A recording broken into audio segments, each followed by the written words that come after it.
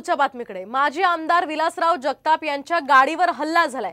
3 अज्ञातांनी त्यांच्या गाडीवर दगडफेक केली आहे। तर जत तालुक्यातल्या जिरगाळेमध्ये ही घटना घडली असून या प्रकरणी जत पोलीस स्टेशनमध्ये गुन्हा दाखल करण्यात आलाय।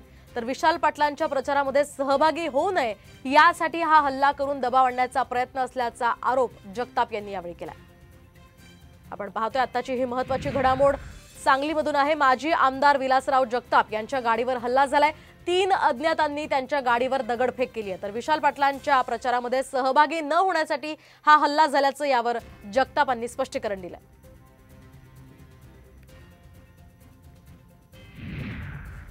तर आपण पाहतोय विलासराव जगताप यांच्या गाडीवर हा हल्ला झालेला आहे। एकूणच सांगलीमध्ये सध्या राजकीय घडामोडींना वेग आलेला आहे। तिकडे काँग्रेसची बैठक होतीये, ती म्हणजे विशाल पाटील यांच्या निलंबनासंदर्भात निर्णय घेतला जाण्यासंदर्भात ती बैठक आहे। तर इकडे विलासराव जगताप यांच्या गाडीवर हा हल्ला करण्यात येतोय। नेमकं या काय घडामोडी घडतात ते पाहणं अतिशय महत्त्वाचं असेल। पूर्वीच्या काळामध्ये हल्ला करणं हे गैर आहे।